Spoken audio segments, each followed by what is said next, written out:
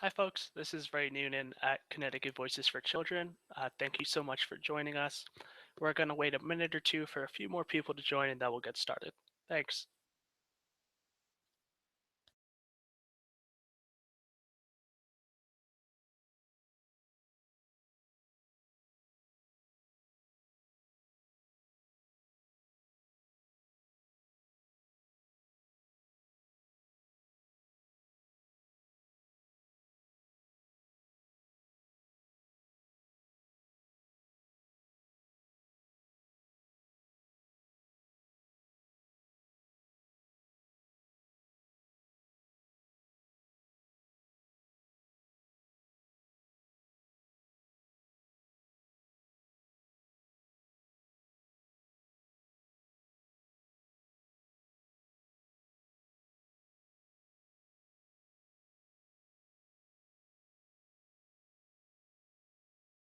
Mhm. All right, just a few more minutes.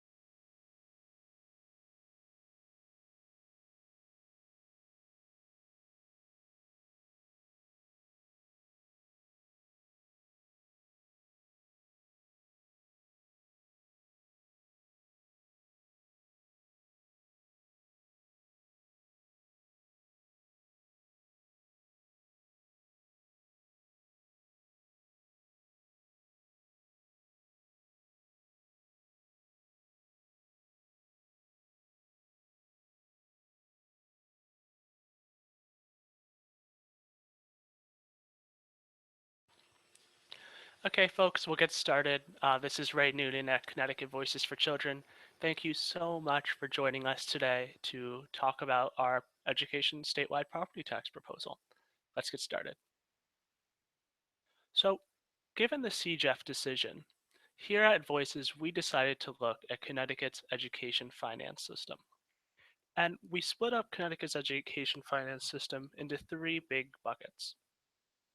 The first bucket is how does Connecticut decide how much money it needs in order to educate all students in its state sufficiently? That is, if it had infinite money, how much money would it need in order to raise to get there? Now, once Connecticut knows how much money it would need in order to educate its children sufficiently, the second question is how does it raise that money? Does it raise it from income taxes, sales taxes, property taxes, fees? Where does it get the money from? And thirdly, once it raises that money, how does it distribute the money to municipalities? And that's the question of the ECS and funding formulas and so on. So at Voices, we thought the legislature would be spending a lot of time on the first and third buckets, that is, on the questions of adequacy and distribution, but not as much on the question of raising the money. And here at Voices, we think that's equally important, not only so that we have a stable revenue base for our education system, but also so that all of our communities are livable for working families. Here we're focusing on raising the money. So currently, raising funds for education in Connecticut comes mostly from local property taxes. About 60% of all of Connecticut's education funding comes from towns and cities, and almost all of towns and cities' money, like about 99%, comes from local property taxes. So as a result, the majority of funds in Connecticut for education come from local property taxes. But having an education finance system that relies on local property taxes has some problems, and here at Voices, we identified four major flaws with such a system. The first major flaw is that it contributes to educational inequities. That is, because towns have such varying amounts of property wealth, they can tax themselves at about the same rate for education, but raise vastly different amounts for their children. So you can see here we have a chart where Canaan and Groton both tax themselves at about 1.5% of the market value of their property.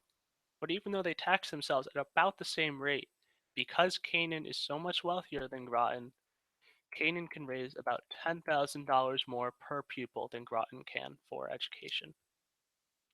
So as you can see, two towns that work just as hard to raise money for education raise just raise different amounts of money. So the second issue we identified with the property tax system is that it stifles economic development.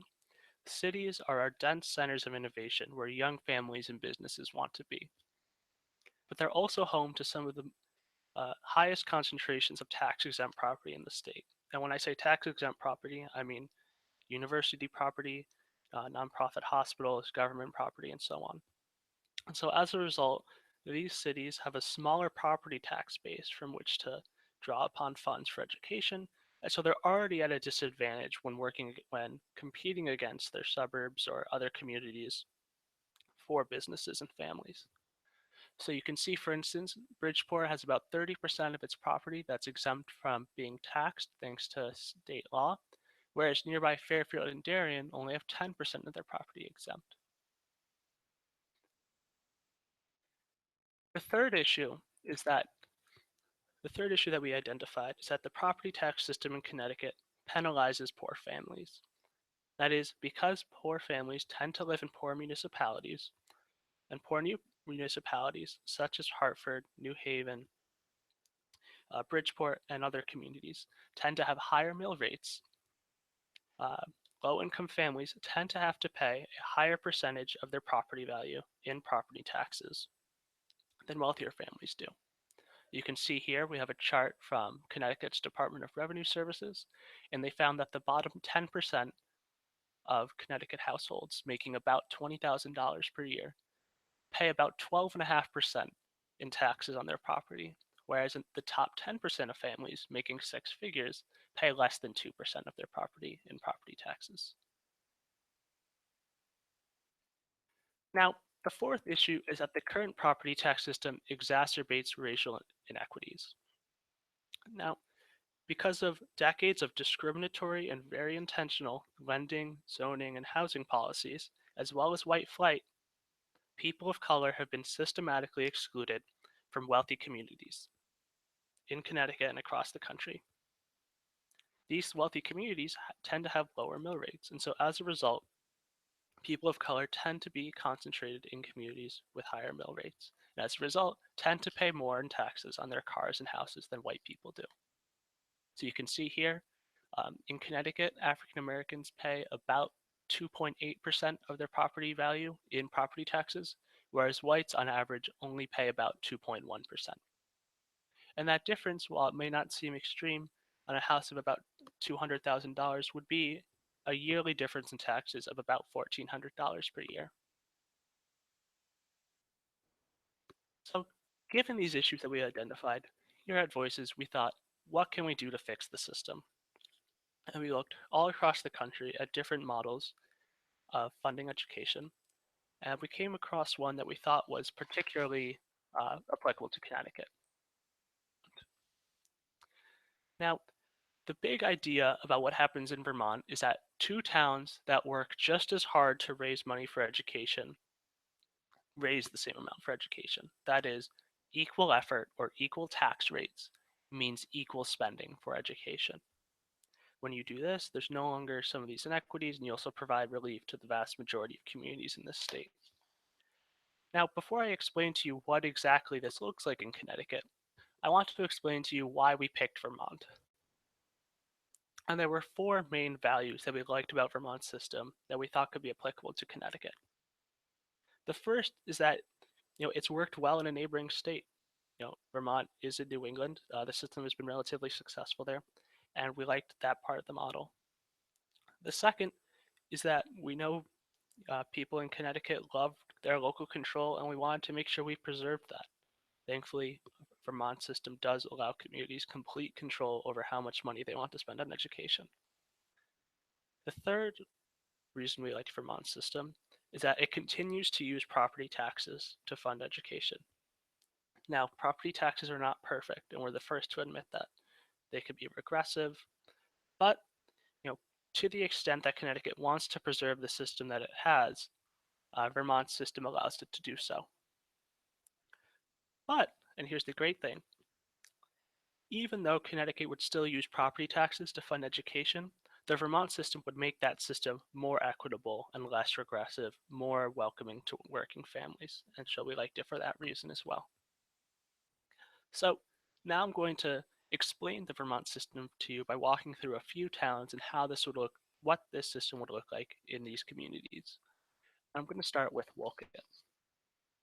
So before I actually explain this, I want to just be upfront about two assumptions we're making, two ideas we're setting aside for this presentation. They're very important, but we're not going to talk about them right now.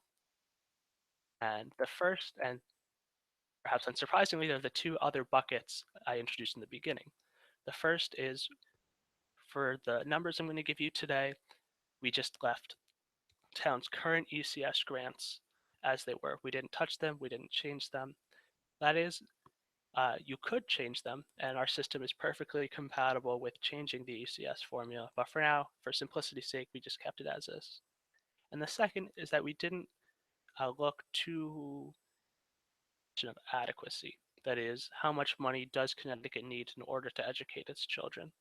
We just used, for adequacy's purposes, the current ECS foundation amount, which is $11,525 per pupil.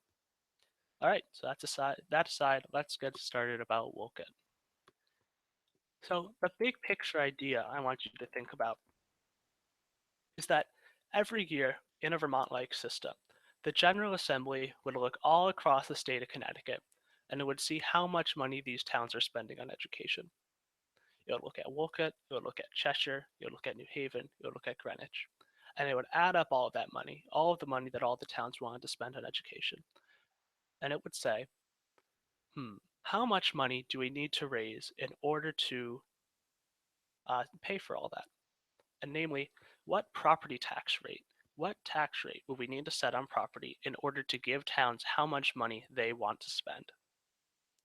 So we did the numbers for that, and you would need about 14 mils.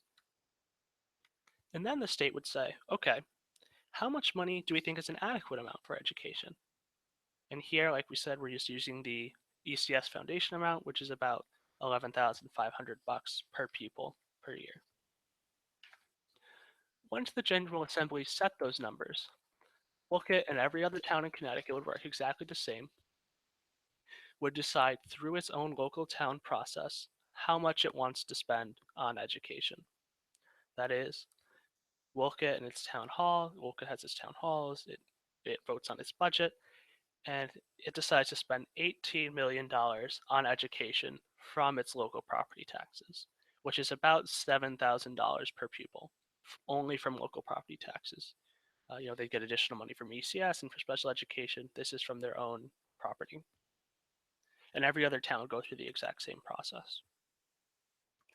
So Wolcott would decide to spend this $18 million, and the General Assembly would look at Wolcott and say, okay, you want to spend $7,000 per pupil? That's great. Since you're spending less than the 11,500 benchmark amount, you're going to be taxed at a lower rate. That is, the tax rate for a town will vary based on how much it's spending on education. The more you spend on education, the more you're taxed. And the less you spend on education, the less you're taxed. So, as I said, the base rate for Connecticut in this model would be 14 mils. And so since Wolcott is spending less than 11,000 per pupil, 11,500 per pupil, it's being taxed at a lower rate than 14 mils. So you could see here that Wolcott's tax rate, statewide tax rate on education, would be 8.5 mils. So now Wolcott knows its tax rate. Great. And since Wolcott knows its tax rate, it can now collect the tax for the state for education. So Wolcott and every other community in the state would collect the state education property taxes in addition to the local property taxes that Wolcott would still levy for roads, parks, and so on. So in this case, Wolcott would collect about $12.5 million in state education taxes and give that money to the state. Now, Wolcott would give that $12.5 million to the state, but it decided earlier that it wants to spend $18 million on education. And that's great. The state would not question that. The state would say, Wolcott, great, good for you. You want to spend $18 million? Here's $18 million. And by the way, we're also funding pilot, so here's $2,000 in pilot funding. It's all yours. Wolcott would get $18 million from the state for education, but would only be paying $12.5 million in education taxes. So overall, it'd be getting about $5.6 million in education, or sorry, $5.6 million um, from the state net, and this education funding would be exactly the same. So this is an example of a town where property taxes decrease. I want to give you an example where taxes would increase. And so for that, I want to talk to you about Shelton. Now, in Shelton on its own same process, instead of deciding to spend 18 million on education, decides to spend about 62 million on education from local property taxes. And that works out to about $11,600 per pupil. Now, this $11,600 per pupil is about the same as the base amount as the base benchmark spending level that the state set of about $11,500 per pupil. So Shelton would be taxed at about the base rate, which is it would be taxed at 14.2 mils for statewide education property taxes. And just like Wolcott, Shelton would collect this 14 mils during its during its assessment process, and during that would collect about $65 million in state education taxes.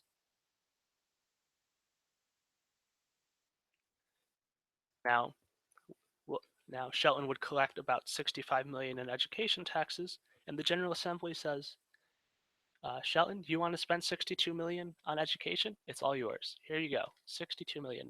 And by the way, here's $15,000 in statutory pilot funds. So Shelton would receive about 62 million in education funding from the state, but it would pay about 65 million in education property taxes. So as a result, it would be paying about $4 million additionally in tax increases. Now, what I want to say is that it doesn't have to be this way for Shelton. If Shelton wants to spend less per pupil on education, then it would have a lower tax burden and very well might get a tax cut from the state. It's up to Shelton on how much money they want to spend. The overall result of such a model is that equal effort means equal spending. That is, towns that spend the same amount per pupil are taxed at the same rate in order to do so. So the benefits of this model, actually one second, we have a question. Hi, Samantha. Yeah, I can fast forward and why video will let change once we start. Yes. Yes, it should change. So the benefits of this proposal overall, so we crunched the numbers, we saw what this would look like for Connecticut, and we saw that about 2.7 million people in Connecticut would receive a tax cut under this proposal, receiving an average tax cut of about 400 bucks per person, keeping education funding levels exactly the same and maintaining local autonomy for education. Furthermore, under this proposal, we could increase the reimbursement rates for pilot, that's the program that reimburses towns for tax-exempt property. We could increase those reimbursement rates to 100% and fully fund the program and still give 2.7 million people a tax cut. If you're wondering about who would get a tax cut, you could see that people all across the state would. You'll see so blue here is a tax cut, red is a tax increase, and you can see that most of the tax yes, Mr. Pelto. Uh, pilot would be fully funded under this program. In fact, we calculated it uh, funding pilot at 100% or at its statutory levels and also raising all the reimbursement rates as well. Either way, you still get a huge tax break. So most of Connecticut would see a decrease in mill rates. Fairfield and Litchfield County would see somewhat of a tax increase, but overall there are a lot of winners. The other thing I want to highlight is you might not like the numbers we picked. You might want to pick a different foundation amount or choose a different mill rate, and that's totally fine. And in fact, I encourage you to experiment. If you go to our Tableau page, you can see that we created an interactive dashboard where you can change the numbers that we used and see how they would affect your community and communities across the state. And so I highly recommend you check that out if you get the chance. Now, this sort of sounds like fairy dust magic. Everyone gets a tax break, and we make our education funding more equitable. But there must be some downsides, and there are some downsides that I want to talk to you about. The biggest one is that there are poor people in every community in Connecticut, not just the cities. And such a system as this one that bases a mill rate on a town's overall spending doesn't take individual finances into account. In order to protect low-income families in these wealthy communities from being overburdened, we have to pair this with an income-based relief. And in fact, Vermont does have such a system. In Vermont, you can pay your property taxes on your income instead of on your property value, and that helps protect low-income families. So what I've told you today is a broad overview of the system. But there are some under-the-hood calculations that I didn't go over, although I'm happy to talk about them during the Q&A period if you'd like. So the first thing I didn't talk about was that this system does adjust for need. So your per pupil spending that's used to decide your property tax rate is adjusted based on the number of students who need additional funding, such as free and reduced price lunch eligible students, or special education or English language learner, or so on. The other thing that this system does and what Vermont does is it separates those residential and commercial statewide property tax rates. And there's also some details about the circuit breaker that I haven't gone into. That is, you can go read our full report, or you can ask me questions. I'm happy to answer them. Overall, the big takeaway seems to be, at least what we found, is that a Vermont-like system would reduce disparities in education funding and cut taxes for the vast majority of people in this state. Overall, though, this isn't the solution to everything. This is one component of the three-part solution that I discussed earlier, the three-part challenge. That is, we discussed how to raise the money, but we still need to determine if there's adequate money and how you raise the money, or sorry, distribute the money for education. So you can see we still need some sort of adequacy study or some sort of costing out study to see how much it would cost to educate students in Connecticut sufficiently. And we also need to look at the ECS formula very closely and see how we're distributing money for education and if that's fair. That's it. My name's Ray. Here's some contact information. I'm happy to take any questions you have.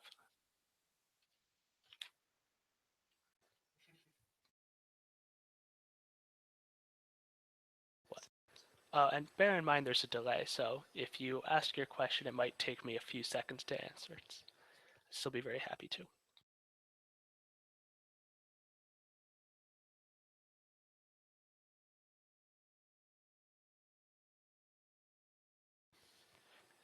Hey, Jonathan.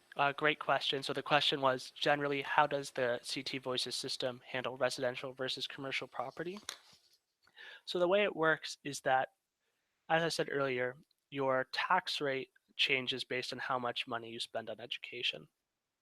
What I didn't say is that only the residential uh, property tax rate changes based on your spending for education. That is, the commercial rate is flat across all communities. That is, we want to reduce disparities in business tax rates across communities. So it'd be about a flat 15 mils or so for commercial, and then it's actually the residential part that increases or decreases with community spending.